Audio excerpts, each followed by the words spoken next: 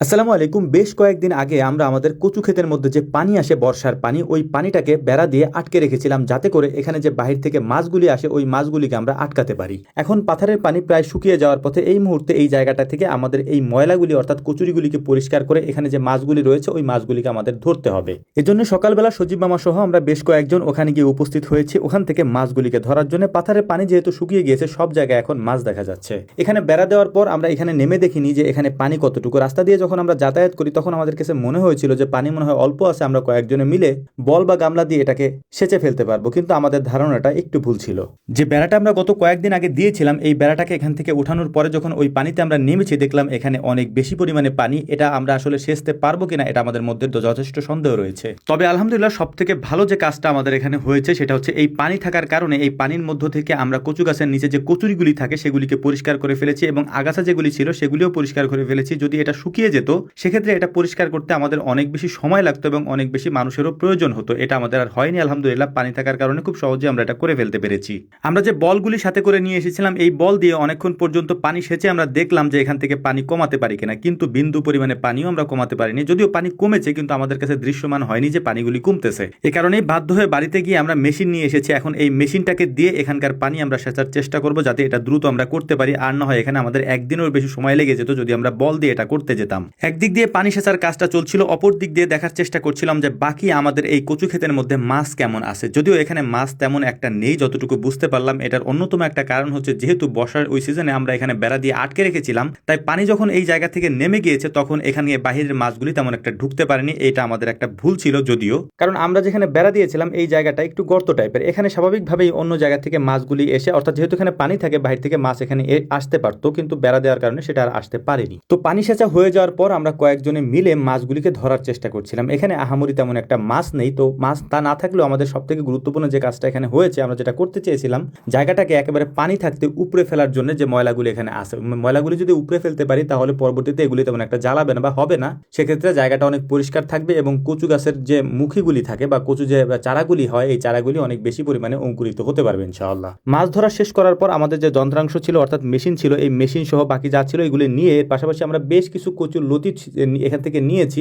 এগুলি নিয়ে আমরা পুকুরে গোসল করে ধুয়ে পরিষ্কার করে বাড়ির দিকে যাচ্ছিলাম। তখন দেখতে পেলাম যে পাশের এলাকার কয়েকজন ভাই চাক থেকে মধু কেটে নিয়ে বাড়ির দিকে যাচ্ছিল। তো ওনাদেরকে বললাম যে মধু আমাদেরকে দিয়ে যান। তো ওনারা মধু দেওয়ার জন্য দাঁড়িয়েছেন, আমরা গোসল করে ওই মধুগুলি সংগ্রহ করার জন্য যাবো। এখানে একটা কথা আপনাদেরকে বলে রাখি, আমরা মূলত মধু বিক্রি করি না, কারণ আমাদের এখানে মধু তেমন একটা হয় না, খুবই অল্প হয়, সেটা আমরা খাওয়ার জন্য রেখে দিই। আমরা যেটা বিক্রি করি সেটা হচ্ছে ঘি, সরিষার তেল এবং মশলা। এগুলি নেওয়ার জন্য আমাদের যে ফোন নাম্বার রয়েছে 01922222838, এই নাম্বারে কল দিয়ে আপনারা অর্ডার করতে পারবেন ইনশাআল্লাহ। আমরা যে আপনাদেরকে দিয়ে থাকি তা 100% পিওর এবং অথেন্টিক। এ কারণে এই মধুটা যখন আমাদের কাছে একেবারে খাঁটি পিওরটা অ্যাভেলেবেল থাকবে তখনই আমরা এটা শুরু করতে পারবো ইনশাআল্লাহ। তো আমাদের জন্য দোয়া করবেন। আসসালামু আলাইকুম রহমতুল্লাহ। গাছের উপর তলাই দিব পারবো শিশার টিকে দেবেন আপনি যদি না পারে কি কর। বিসমিল্লাহ বিসমিল্লাহ। লবণ দিয়ে তারপর হচ্ছে যে মরিচগুলাকে সুন্দর করে মিশাই এটার সাথে, তারপর এর মধ্যে কাসুন্দি দেবো। অর্থাৎ যদি কোনো মহিলা 100 কেজি চাল প্রতিদিন বাসে তাহলে সে পাচ্ছে আমাদের কাছ থেকে 700 টাকা। দেখা যাক মামা কি ডাকে যায়। মাত্র আনলাম, এখন কাটবো। দানাদার খাবারের পাশাপাশি সব খাবার টাবার ওদেরকে দেওয়া শুরু করবো ইনশাআল্লাহ। আসসালামু আলাইকুম। আমরা আসছি এই মুহূর্তে হচ্ছে ঘাস কাটার জন্যে। তো পিছনে দেখতেই পাচ্ছেন সজীব মামা ঘাস কাটতেছে। ঘাসের সাইজটা আজকে আপনাদেরকে একটু দেখাবো, আসেন যে এই ঘাসগুলা কত বড় হয়েছে। মোটামুটি আমি হচ্ছি 5 ফুট 9 ইঞ্চির মতো। সজীব মামা কতটুকু আছেন? 6 ফিট। সজীব মামা আছে 6 ফিট। দাঁড়ান তো একটু তো যায়। এই যে মামা হচ্ছে, সজীব মামা হচ্ছে 6 ফিট। মামা আমার থেকে লম্বা। আপনি কি তাল পান? এমনি হ্যাঁ তাল পান না? আপনার আমি উঠাবো উপরে দেখি কান্দে উঠে যান, তাল পান নেসকে। এই হাত যতদিন ঠিক ছিল আর কি, ততদিন পর্যন্ত আলহামদুলিল্লাহ আমার কোনো সমস্যা ছিল না। হাতে প্রবলেম হওয়ার পর থেকে নিয়ে ঘাস তেমন একটা আমি কাটি না, মানে বহন করার কাজটা করি। মানে ঘাস এখান থেকে বয়ে নিয়ে যায়, আমাদের ভ্যান হচ্ছে ওই রাস্তায় থাকে। হ্যাঁ, তো ওই রাস্তা পর্যন্ত হচ্ছে আমার নিয়ে যেতে হয়। সজীব মামা ঘাস কাটে কীভাবে দেখবেন? সজীব মামা হচ্ছে কী করে, ধরে নিজে একটা সোপ, এই পুরো একটা সোপ রে সে এমনে ধরে, এমনে জড়ায় ধরে আগে। হ্যাঁ, ধরে এরপরে এমনি বুকের মধ্যে টাইনে নিয়ে ডেরে, এরপরে এই পুরো সোপটা সে একসাথে কাটে, যেটা হচ্ছে আমার পক্ষে সম্ভব না। মানে সম্ভব না বলতে আমিও একসময় এরকম কাটতাম, বাট এখন প্রবলেম হচ্ছে যে ব্যালেন্স ঠিক থাকে না। ধরেন আমি পোজ দিলাম এখানে, ওটা এসে পায়ে লেগে গেল, এই ভয় থাকে আর কি, যে কারণে আমি কাটি না। আমরা যে ঘাসগুলি কাটতেছি, ধরেন বৃষ্টি এখন এই যে 2-1 ফোঁটা করে পড়তেছে আর কি। যদি বাই এনি চান্স আল্লাহ না করুক, আল্লাহ করুক, না করুক বলবো না, কারণ পাথারকে পাথার শুধু হচ্ছে পাট, এতটুকু পাট জ্বালাইছে আর কি। রোদের কারণে সব চিমসে গেছে একবারে। বৃষ্টি পাইলে অনেক উপকার হবে, কিন্তু আমাদের একটু ক্ষতি হবে। কিন্তু সবার যেহেতু উপকার হবে, আমাদের একটু ক্ষতি হইলেও আলহামদুলিল্লাহ সেটা পোষায় যাবে আর কি। আর এই বৃষ্টি যদি এখন নামে, ধরেন একবারে যদি ভালো মতো বৃষ্টি এখন নামে, তাহলে এই ঘাসগুলা এত পরিমাণে ওজন হবে নিতে। আর আলহামদুলিল্লাহ সজীব মামা আটি তো একটা বানায়, মানে এত বড় বড় আটি বানায়, ওটা নিতে গেলে যে কোনো মানুষের অবস্থা খারাপ হয়ে যাবে আর কি। মিনিমাম একটা আটির ওজন হয় প্রায় 60 কেজির মতো। আর আমাদের এখানে ঘাসের আর একটা সিস্টেম আছে, আমি আপনাদেরকে একটু দেখাই। অনেকে বলেন যে ভাই আপনাদের ঘাস তো গরু থেকে খাবে, দেখেন এই যে এই ঘাস কিন্তু এই যে কাটিং হয়ে গেছে, হ্যাঁ, গোড়া কিন্তু শক্ত, এই যে গোড়াগুলি শক্ত, এই গোড়াগুলি শক্ত। কিন্তু অনেকে প্রশ্ন করেন যে ভাই এরকম শক্ত করে আপনারা কেন কাটেন?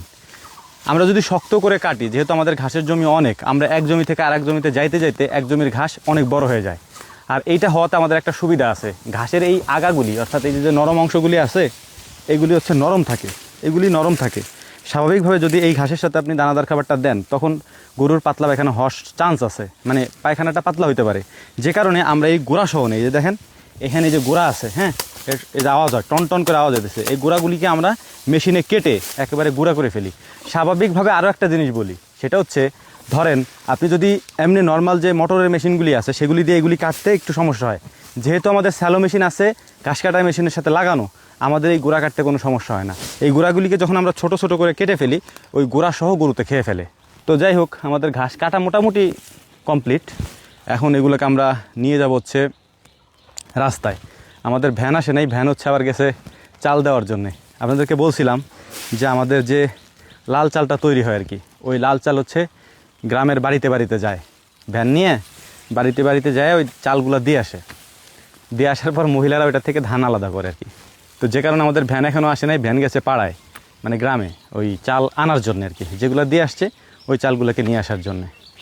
তো আল্লাহর কাছে শুক্রিয়া যে আমরা এক্ষেত্রে একটা কর্মসংস্থানের ব্যবস্থা করতে পেরেছি, যে বাড়িতে মহিলারা বসে থাকে না, ধরেন তারা বাড়িতে থাকে, তাদের আশা লাগে না, আমরা নিজেরা যে তাদের বাড়িতে দিয়ে আসি। এবং প্রতি কেজি চালে আমরা তাদেরকে দেই হচ্ছে 7 টাকা। অর্থাৎ যদি কোনো মহিলা 100 কেজি চাল প্রতিদিন বাসে, তাহলে সে পাচ্ছে আমাদের কাছ থেকে 700 টাকা। এটা কিন্তু ধরেন একজন পুরুষ মানুষ মাঠে ঘাটে কাজ করেও 700 টাকা ইনকাম করতে পারে না, মানে কৃষক হিসাবে আর কি।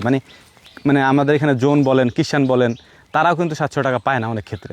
কিন্তু মহিলারা প্রতিদিন 100 কেজি চাল বাছলে তারা 700 টাকা পাচ্ছে। আর এটা স্বাভাবিক, বাঁচা যায়, কারণ চালের মধ্যে অত ধান থাকে না, স্বাভাবিকভাবে তারা বাঁচতে পারে। আমরা পুরো পাড়ায় এই যে এই পাশের এরিয়াটা পুরোটাই হচ্ছে আমরা এই চালটা দেই আর কি। হ্যাঁ, আমাদের পাড়ায়ও কিছুটা দেই। তো আলহামদুলিল্লাহ এটাতে ওনাদেরও একটা কর্মসংস্থানের ব্যবস্থা আল্লাহ তাআলা করে দিয়েছেন আর কি।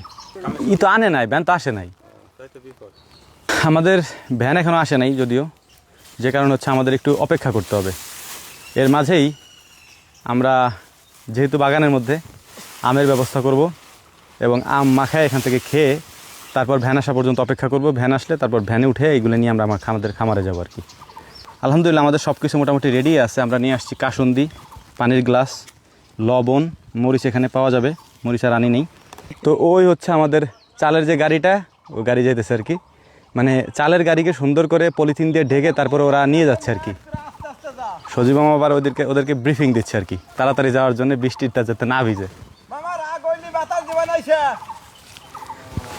তাড়াতাড়ি যা, আমাকে ভ্যান লাগবে। আলহামদুলিল্লাহ আম ছিলার কাজ হয়ে গিয়েছে। এখন আমগুলোকে আমরা সুন্দর করে ধুয়ে নিব। কাশি দিয়ে আম কোচানো একটু কষ্ট যদিও। তো আলহামদুলিল্লাহ আম কোচানোর কাজ আমাদের শেষ। এখন হচ্ছে এটাকে মাখাইতে হবে। এটা হচ্ছে কাঁচামরিচ, মাত্রই আমরা সংগ্রহ করে আনলাম। বাবা রে বাবা, কি জাল রে। বিসমিল্লাহ, লবণ দিয়ে তারপর হচ্ছে যে মরিচগুলাকে সুন্দর করে মিশাই না এটার সাথে, তারপর এর মধ্যে কাসুন্দি দেবো। কাঁচামরিচ তো মাত্র গাছেতে ছিঁড়া না, ওরে একবারে ভর্তা বানাই ফেলতে হবে যাতে আমের সাথে মিশে যায়। এটার মধ্যে আমরা এখন একটু কাসুন্দি দিয়ে নিই। কাসুন্দি দেওয়াতে এটা স্বাদ একবারে চেঞ্জ হয়ে যাবে। মিশাই নেই এখন, বিসমিল্লাহ। ভালো মতো এটা মাখাইতে হবে। এমন 2-3 বলা হলেও কোনো সমস্যা নাই। কাঁচা আম, বাবা কি ঝাল রে, আম খেয়ে পুরো ঝাল লেগে গেছে, এখন তো শোষাইতেছে আর কি। যাই হোক, বলছিলাম এটা তাল আছে কিনা এটা দেখবো চেক করে আর কি। আপনার আপনার ওজন কত? কত? 63। তো আপনি আমার চেয়ে কম ওজনের, কাঁধের উপরে ওঠেন। আর পারবো আপনি ওঠেন। আরে আরে না, আপনি ওঠেন, আপনি 63 কেজি যদি আপনি আনিবার পারি। বইছেন হেলালে গাছের উপর ফেলাই দিব। পারবো 66 কেজি ওজন আপনি যদি না পারি কি কর? বিসমিল্লাহ। কয় বলে পারবো না, কি ওজন হয়েছেন আপনি? দেখেন এখন তাল পান কিনা। তাল পান? পান না? সজীব মামারে উপরে উঠাইছি, ঠিক আছে, সজীব মামা তাও তাল পায় না। ফেলাই দেবো মামা, দিলাম কিন্তু।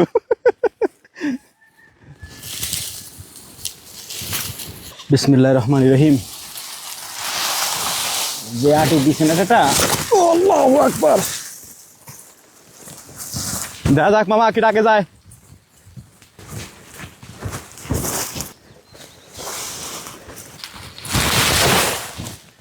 বিসমিল্লাহ, আল্লাহু আকবার।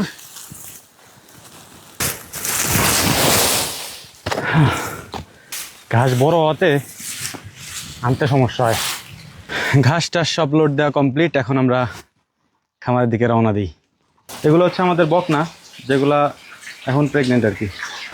এই জায়গার যেগুলি আছে এগুলি সব হচ্ছে গাভী খাবারে, যে আমরা মাত্র আনলাম, মাত্র আনলাম, এখন কাটবো। দানাদার খাবারের পাশাপাশি সব খাবার টাবার ওদেরকে দেওয়া শুরু করবো ইনশাআল্লাহ। এই চলছে আমাদের ঘাস কাটার কাজ।